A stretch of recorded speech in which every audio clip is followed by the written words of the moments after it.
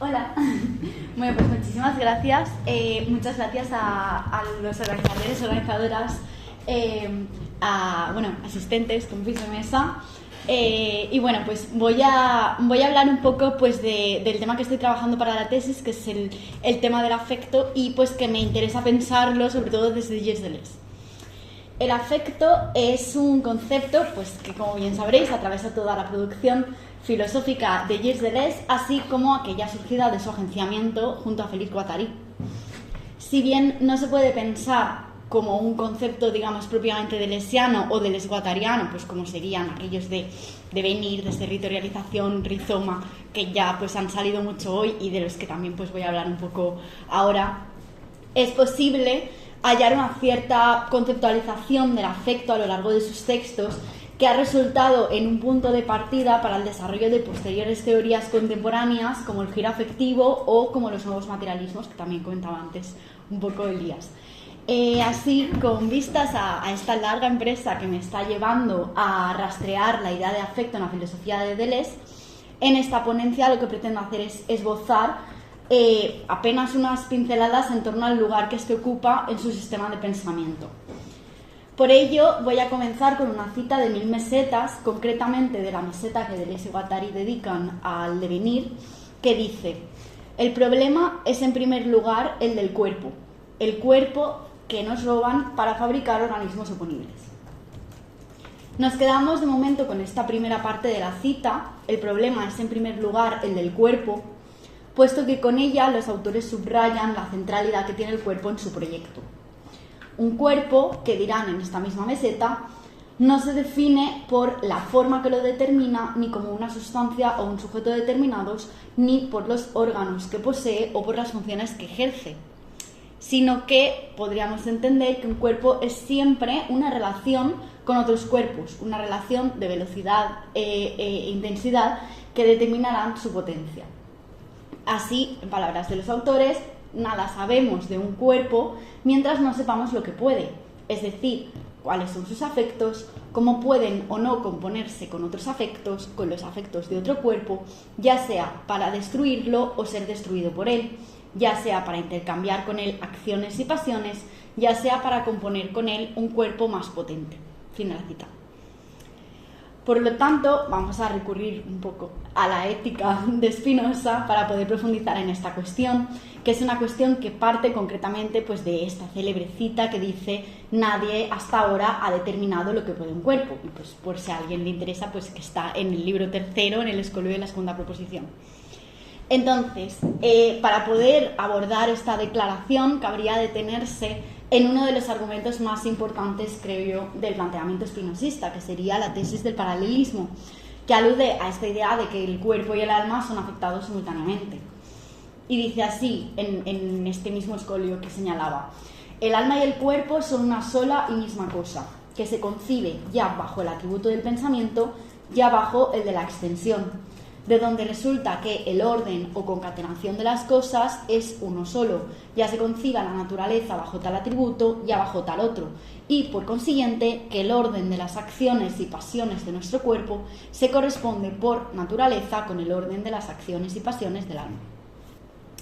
Así, esto en palabras de Deleuze, ¿no? Como lo dice en Spinoza Filosofía Práctica, sería que lo que es acción en el alma es también necesariamente acción en el cuerpo, y lo que es pasión en el cuerpo es también necesariamente pasión en el alma.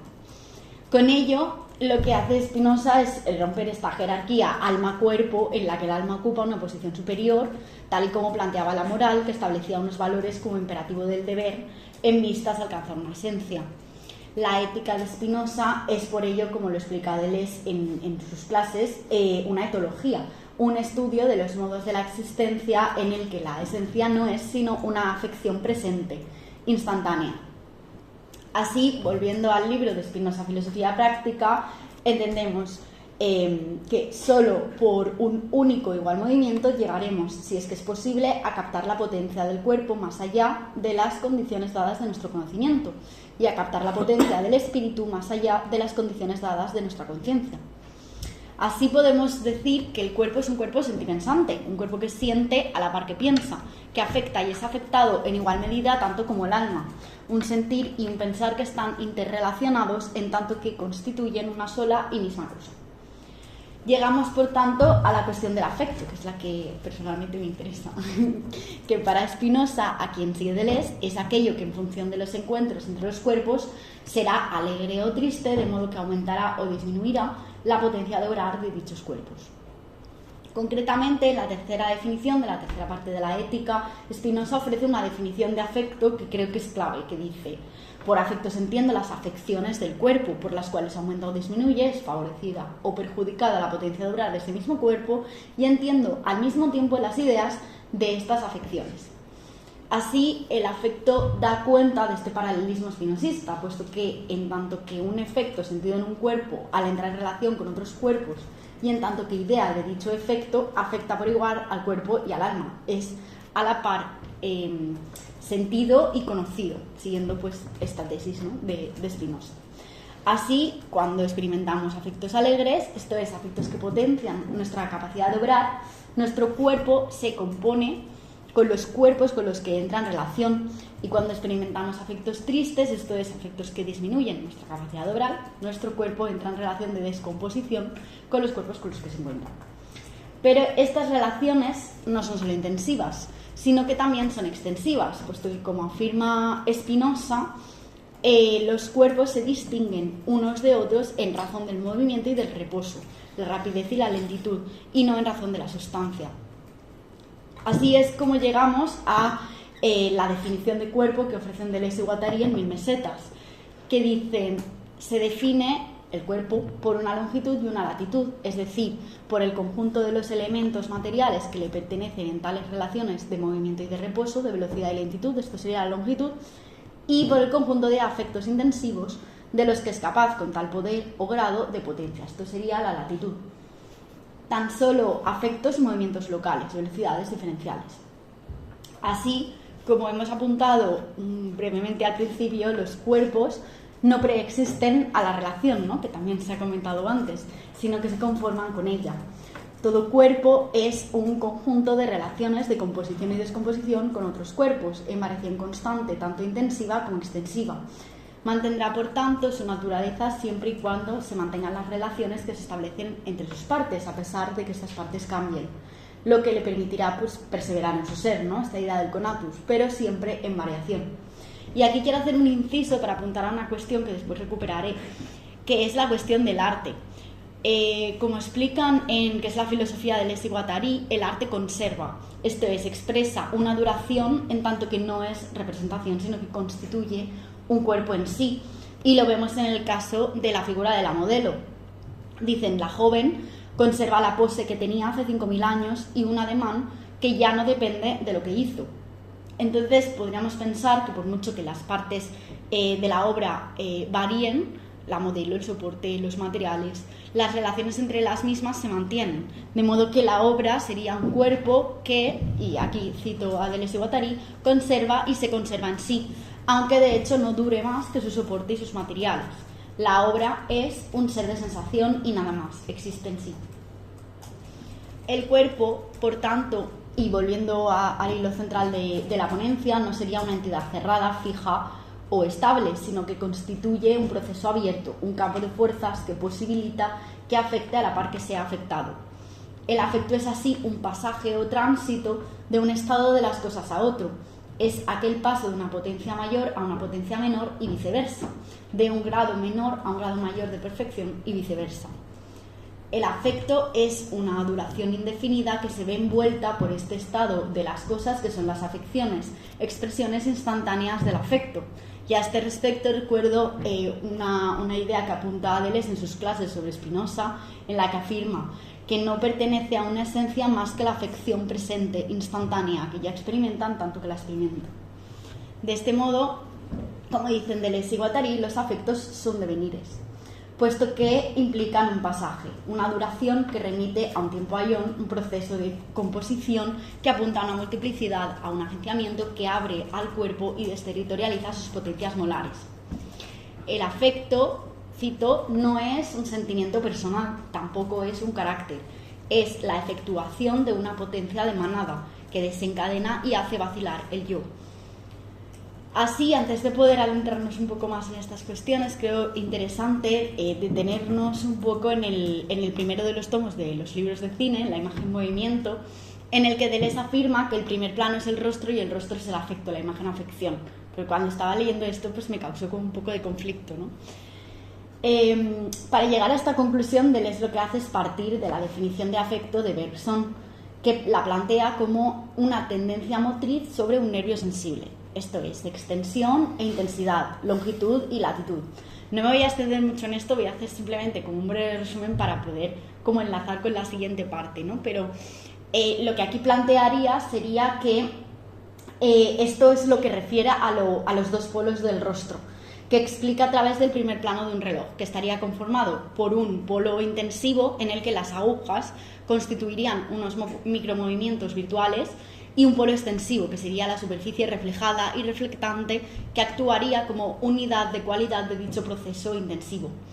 Así, cualidad y potencia, los dos polos del rostro, de la imagen-afección, ya apuntaban al concepto de devenir, y esto lo podemos ver en una cita de Conversaciones con Claire Parnet, en la que Deleuze afirma: los procesos son los devenires, los cuales no pueden juzgarse por los resultados que alcanzan, sino por las cualidades de su transcurso y por la potencia de su continuación.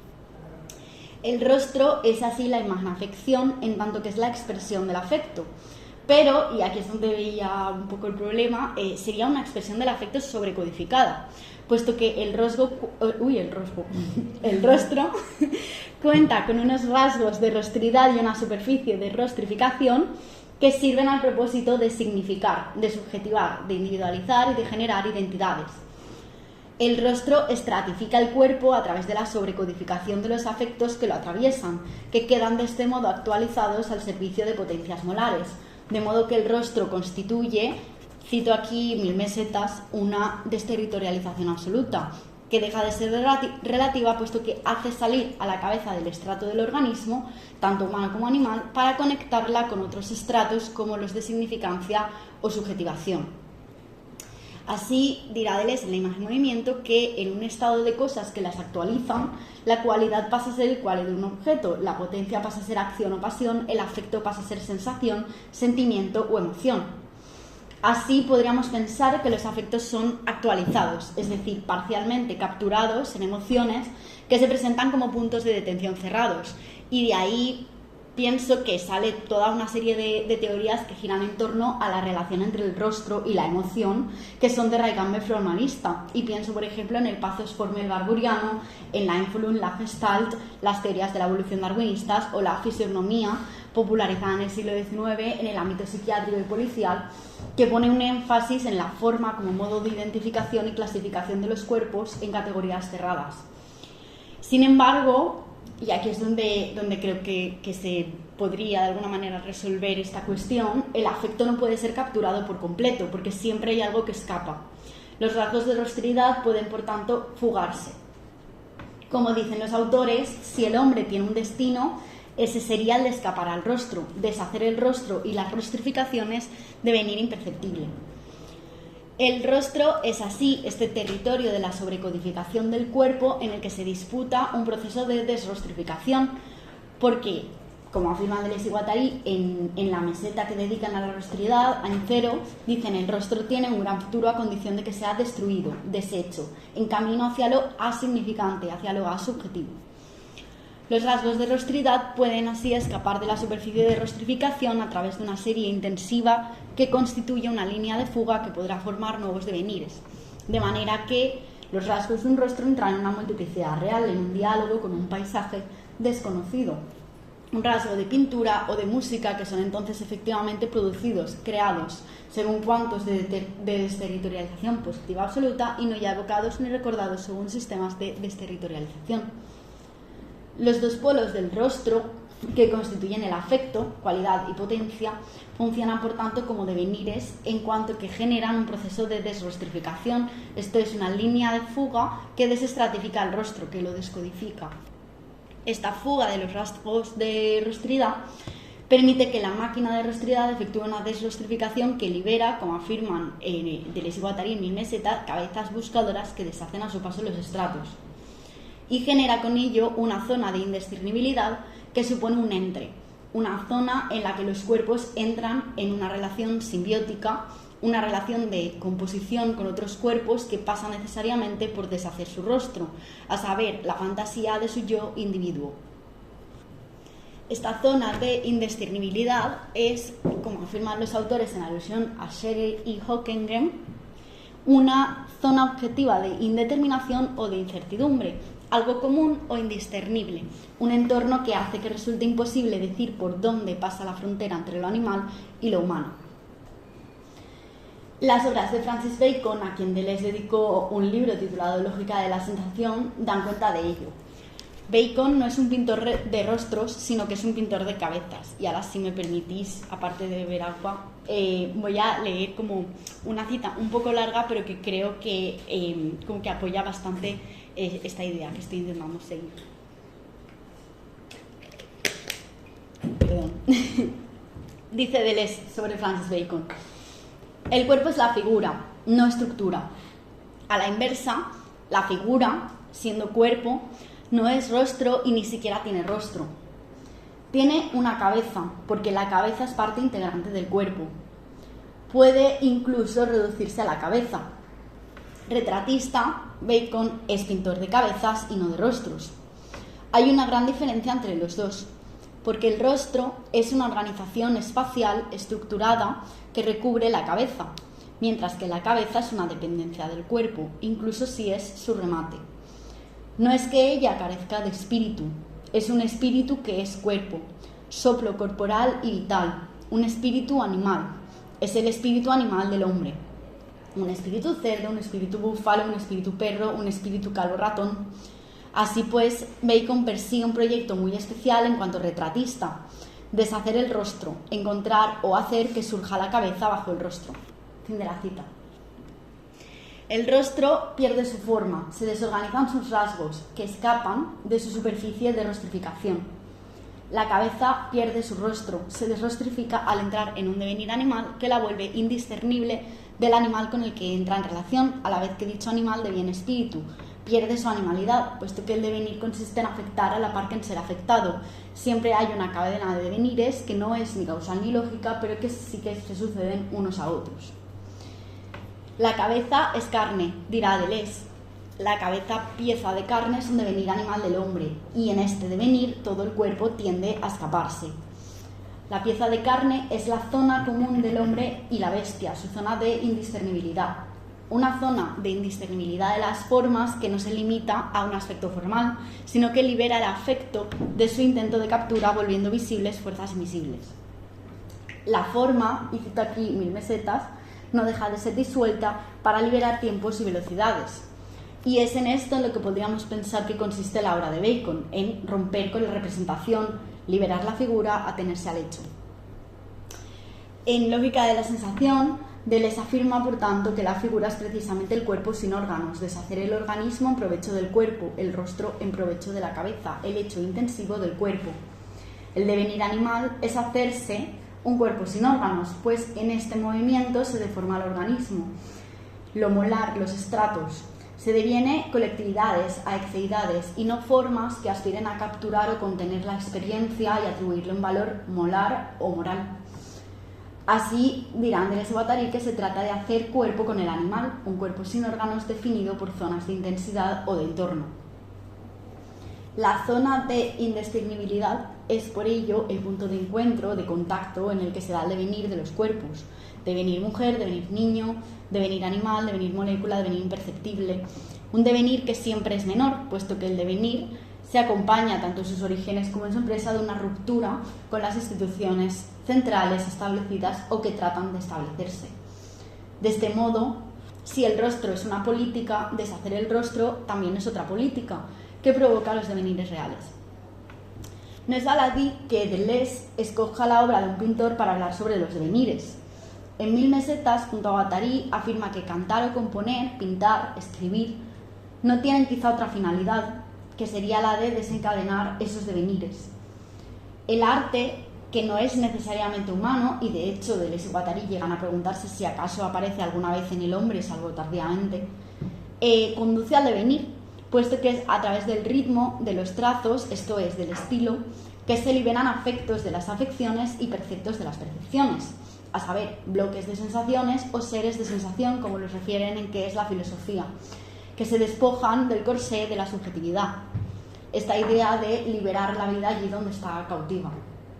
Sin embargo, el estilo, estos ritmos, trazos, melodía, de bien expresivo, como afirman en la meseta del ritornello, en la emergencia de cualidades específicas como el color, el olor o el sonido. Entonces, Deleuze y Guattari se preguntan, ¿se puede llamar arte a este devenir, a esta emergencia? El territorio sería el efecto del arte. ¿Qué hace una materia como materia de expresión? Las cualidades expresivas entran en relaciones internas que conforman motivos territoriales y que darían lugar a rostros, pero también crean contrapuntos territoriales en relación con el medio externo que darían lugar a lo que los autores denominan paisajes melódicos. Ambos, motivos y contrapuntos territoriales, entran en relación los unos con los otros y expresan una relación del territorio con estos impulsos internos y circunstancias externas, lo que ya comportaría un primer grado de desterritorialización. Así, el arte territorializa, genera territorios al generar formas que no obstante conforman agenciamientos, cito, inseparables de las líneas o coeficientes de desterritorialización, de los pasos y de los relevos hacia otros agenciamientos.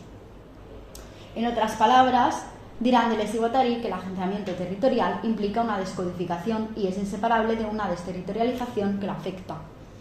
Estos motivos y contrapuntos territoriales conforman, por lo tanto, un estilo que podría entrar en un devenir.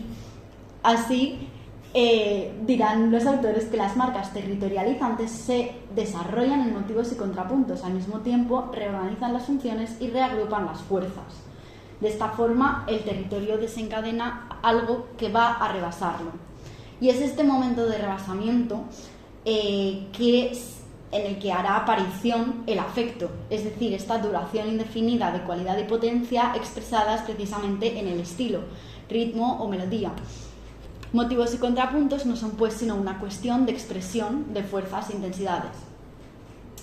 Es aquí donde Deleuze y Guattari plantean tres edades, y no me voy a ocupar aquí de ellas de manera extendida, pero sí que cabría quizá apuntar que no suponen ni una evolución ni una estructura, sino que son agenciamientos que encierran máquinas diferentes. Y estas serían la clásica, la romántica y la moderna. A mí me interesa precisamente la moderna, esta edad de lo cósmico, porque es en ella en la que encontramos este mayor grado de desterritorialización de las formas que favorece el devenir, como hemos apuntado antes cuando hablaba de las obras de Bacon. En esta edad moderna ya no se plantea una relación materia-forma o materia-sustancia, sino materia-fuerzas, de modo que lo esencial ya no está en las formas, en las materias ni en los temas, sino en las fuerzas, en las densidades y en las intensidades. La materia, digamos aquí artística, deviene molecular, de modo que constituye una máquina que capta las fuerzas, las vuelve visibles deformando la forma, el rostro, desterritorializando el territorio que el estilo delimitaba. Esta desterritorialización de la materia, que le permite emerger como materia molecular, hace, cito aquí la meseta del ritornello, que surjan puras fuerzas que ya solo pueden ser atribuidas al cosmos. Esto ya estaba presente desde siempre, pero en otras condiciones perceptivas. Así, el arte genera afectos y perceptos, que no afecciones y percepciones, que remiten a lo cósmico, son una potencia de vida deseante que abre a los cuerpos, de modo que posibilitan su devenir sensible o lo que sería el acto a través del cual algo o alguien incesantemente se vuelve otro. Afecto y percepto suponen de este modo una creación que a su vez es resistencia, una creación de lo nuevo que abre a los cuerpos a nuevas composiciones que resultan disruptivas para con la forma, la subjetivación, que abre a los cuerpos a nuevos devenires, puesto que, como afirman en qué es la filosofía, lo que constituye la sensación es el devenir animal, vegetal, como la zona de indescriptibilidad entre la bestia y el hombre. El devenir es, por lo tanto, un ente, es el afecto que se da como pasaje entre afecciones instantáneas, que no terminan por adoptar una forma o por codificarse en un estrato, sino que constituyen una deformación intensiva. Los afectos, cito son precisamente estos devenires no humanos del hombre como los perceptos son los paisajes no humanos de la naturaleza. Es a través del devenir que los cuerpos pueden aumentar sus potencias de obrar, puesto que entran en relaciones de composición con otros cuerpos, entran en manada, en banda, en una multiplicidad minoritaria que conforma una micropolítica afectiva. Los agenciamientos que se producen a través de estos devenires afectivos crean así formas de percibir y de sentir que se resisten a su captura. Así, y ya para terminar, simplemente como recuperando un poco lo que he comentado antes, diríamos que el devenir no es pues, una mímesis o una representación, tampoco una identificación, sino que es un pacto o una alianza presubjetiva que apuesta por el cuerpo más que por el organismo, un modo de existencia que propone en la línea de Spinoza una etología como una ética y no como una moral. Los afectos, por tanto, como explica Deleuze en Conversaciones, no son sentimientos, sino que son devenires que desbordan a quienes los atraviesa, a quien los atraviesa, que deviene otro. El devenir es, por tanto, un proceso estético en el que los cuerpos sentipensantes entran en relación, una relación que podríamos considerar estética, puesto que la estética, en tanto que se ocupa de la sensibilidad, es una cuestión afectiva, que se ocupa de este devenir sensible, de estos seres de sensación que potencian la experiencia. Así, podemos decir que el arte es experimentación, creación y liberación del deseo. Muchas gracias por escuchar.